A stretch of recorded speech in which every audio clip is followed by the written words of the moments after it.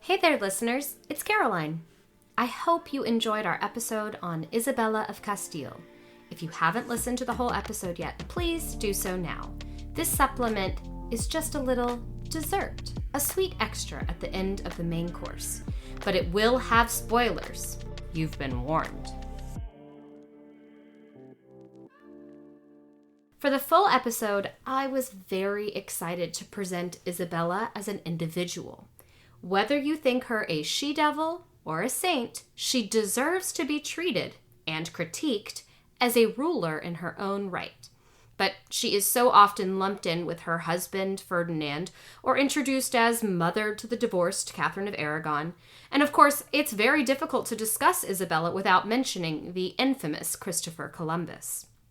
So in an effort to avoid the dreaded rabbit holes or allow them to overshadow our leading lady, I focused the episode on her alone and stopped Isabella's story when her life ended, with a few little exceptions. But the history is never over, never finished. And after Isabella died, things pretty quickly went to hell in a handbasket. First and foremost, Ferd went shopping. He needed a new leading lady. Actually, scratch that. He was definitely looking for a supporting actress at best. This dude was tired of powerful women holding him back. As we already discussed, he propositioned the sad Joanna of Portugal and was deservedly turned down. But 9 months after his wife of 35 years died, Ferd the Turd married Germaine of Foix, allying with France. And because I absolutely love to talk about the weird incestuous relationships these people had, his new wife was actually the granddaughter of his half-sister. Yep, granddaughter of his half-sister. Let that sink in. And for our mathletes out there, she was 17, he was 53. So, 53 minus 17 equals yuck. And while I'm sure lustful Ferdinand was excited to marry a younger woman, his main goal was to have another son, to whom he could pass on the title of Aragon, thereby splitting it from Castile and, more pointedly, taking it from his own daughter. What a guy. And happily for him, Germaine did conceive a son, but unhappily for them both, the baby died soon after. When Isabella died, her will left the Castilian crown to Joanna, her eldest surviving child, perhaps as a final middle finger to that philandering husband of hers.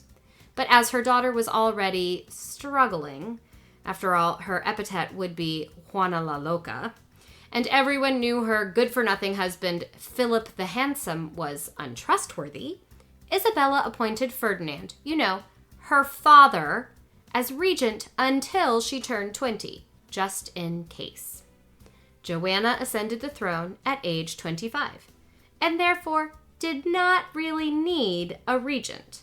But her misogynistic husband and conniving father teamed up, allowing Ferdinand to continue to rule in her name. But pretty soon, these power-hungry men couldn't agree on who should control Joanna and had a falling out. And eventually, Ferdinand was forced to renounce his governance of Castile, handing the reins over to Joanna. No, I'm just kidding. No, they went to Philip because, But Ferdinand wasn't down for long. And fortunately for him, Philip the Handsome was. He dropped dead very soon after. Okay, fine, he was sick for a few days, and then he died, but you get the picture. He was out, which means Ferd the Turd was back. After Philip's death, Joanna was distraught. Some chroniclers claim she actually opened the casket to kiss and hold his lifeless body. Aww. And there are documented cases of mental instability in her family line, both before her and after. However, other scholars claim that her mental break was either entirely fabricated or highly exaggerated by the leading men in her life. Philip, because he was annoyed that she kept throwing jealous tantrums when she caught him in bed with other women. Her father, because he wanted her power, and eventually her own son, because he also wanted her power. No way to know for sure, but I'm quite positive that locking her up in a castle for almost 50 years didn't help her out and wasn't an acceptable choice. Anyway, Joanna was out because these men made sure everyone knew she wasn't fit to rule. A year after her husband's untimely death, her father forced her to yield governance of Castile and Leon back to him. The instructions to the royal council were, quote, they should go to receive his highness and serve him as they would her person and more. No biggie, just taking his daughter's crown. Move over, Britney Spears. Wanna hear lost an entire kingdom. And while she retained her title, he made all the decisions and signed all the documents as I the king. King of Aragon, maybe. Finally, turd that he was, Ferd confined his own daughter to a convent, hoping everyone would just forget he wasn't the real king. Eventually, the weasel died and was entombed next to his first wife, Isabella, and ironically, his much-disliked son-in-law, Philip. And because I know you want to know even more, Charles came to power next, Joanna's son. He would go on to become Charles V, Holy Roman Emperor, a pretty BFD.